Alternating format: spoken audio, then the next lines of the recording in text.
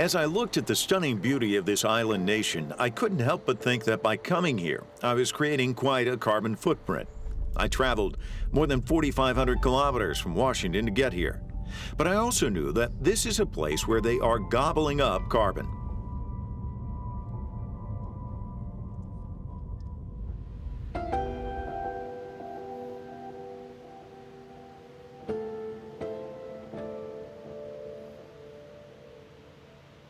This is Carbfix, just outside the city, where they are capturing CO2. This is a small-scale capture plant making carbonated water, and the carbonated water is injected into the ground. The carbon dioxide in the carbonated water reacts with minerals and forms carbonate minerals and is permanently fixed in that way. Once it's snatched from the air, it ends up here at the Carbfix injection site, where the CO2 is driven deep into the subsurface and is turned into stone. This is one of many dramatic green efforts in Iceland, but none are as remarkable as what you will find in one city in the north.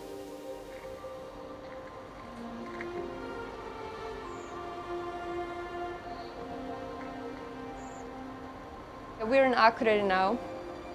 We get our electricity from this river who runs through town. We get our hot water from boreholes here in the fjord, and we get our fresh water from the mountain above. So we have all these green ways to live, so if you want to live green, it would be easy for you. I learned just how easy as I was escorted through this unique town to learn how they've become a low-carbon wonderland. The people spearheading this green initiative believe what's happening here can happen anywhere.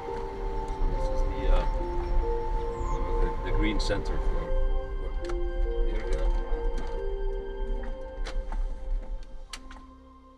We kind of established Vistorka to collect like the projects in one place, because we have many projects, and the common thing about them was this environmental thing, reducing carbon emission, etc. And by putting together, people got the sense of the whole picture in a small town. That's a good thing to start when you want to have like the big picture that's so complicated that people get scared. If you like take it down to this small community, but it has all the things, all the complicated things that big cities have. We have international airport, we have harbor, we have universities and secondary schools, we have factories, we have ski resort, we have everything in like a small scale as complicated. So it's a good test ground to have ideas that you can, do everywhere. We have 11 recycling stations, small ones, all over town where people can take the things they recycle. And one of those is the used cooking oil. So we made this little funnel. It does nothing, it's just a funnel, but we're trying to get people to use their cooking oil or the oil with the feta cheese or whatever and put it into a plastic bottle.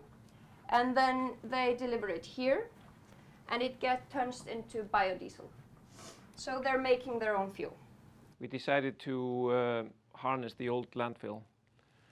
So, like we say to the kids that go to the biogas buses, yeah, you're driving on your food waste from your grandfather.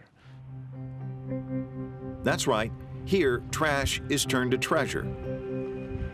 Norðurorka uses methane gas on all of their cars, and the municipality also participates in the project by using methane gas in their infrastructure, for example in public transportation. And this is very important for a project like this one when we are still creating and building up the market.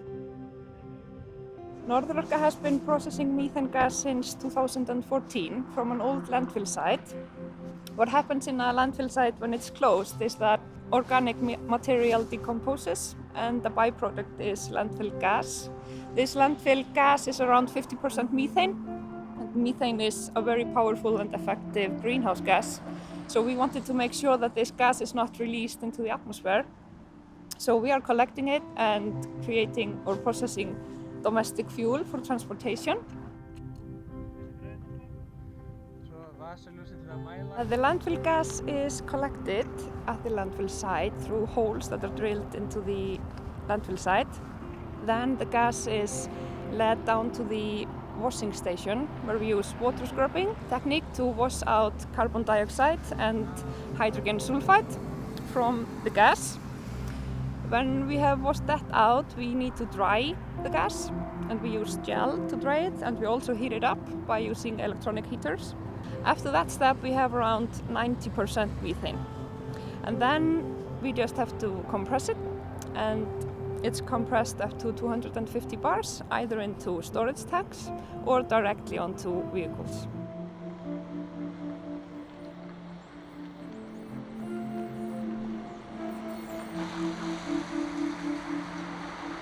Everywhere you go, you'll find example after example of how they are turning garbage into gold. Nothing goes to waste. This is a compost factory which takes bio-waste and turns it to compost, and it was established 2009 and has been operated since. At homes, people put the bio-waste in a separate bucket, and companies, they also put their bio-waste in a separate place. And this is taken by the municipality and driven to this factory here, which is about 10 kilometers away from the city. And then it's processed here. First it's put through a machine which is called separator, where we try to get rid of plastic as much as we can. Then it's mixed with wooden chips and paper for the process, then put in big drums where it heats up and the process begins. And then it's put outside of the factory where it's put in long piles, which are mixed also every day. With this factory we are taking about 4,000 tons of bio-waste and turning it to compost. If this bio-waste would be put in landfills, it would produce about 300 tons of methane gas, which is equivalent in greenhouse effects like 7,000 tons of CO2. Here in Akureyri, everyone has a role to play in this green revolution. When we are talking about all the projects we are doing, we're just asking people to do something small, just to start. And I think here, for example, now we have been collecting organic waste for more than a decade. And when we go to the city, to Reykjavik, it's difficult for us because they don't do it. They're just starting now, 10 years later. And the kids from Akureyri, they say like, where do I put this banana? Or they think it's ridiculous. So if you start something, it really quickly gets into your habit. So it isn't just this really scary thing. It's just starting. And we need to, the politicians and us, we need to make the environment so it can be easy for people. It doesn't have to be this hard. So we're trying to make this a community here where it's really easy to get green, and once you start, it just becomes a habit. It's just the things you do. We've started with just people in small areas. The schools are really quick to start everything. We do all new things. The kids are really fast. And also, I've been talking a lot to the elderly people. They're really interested in environmental things. It matters when you can connect the dots and you see the whole picture. And it's easier for us to give the consumer the whole picture when we put up a hydropower plant in the river running through the town.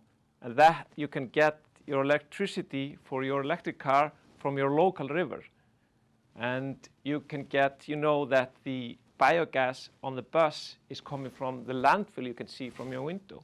So I think it is important to get the things in kind of a circle that you can a little bit feel. It's harder when you do something and something happens in the world.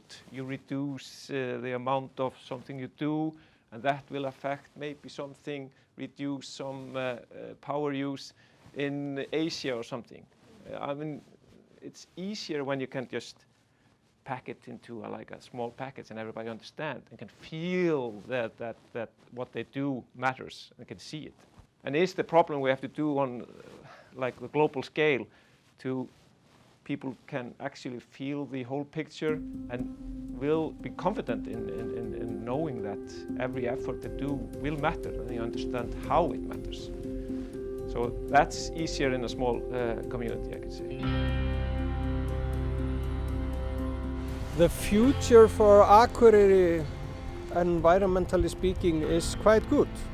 As elsewhere in Iceland, our electricity is green produced, and we heat our houses with thermal energy. So we are more or less using green energy. The next step for the environment for us is to convert to green energy in cars. We need some small steps and also some bigger steps to become carbon neutral and carbon negative in the future. We need to enhance innovation, and we have to use our resources responsibly, all to work towards sustainability.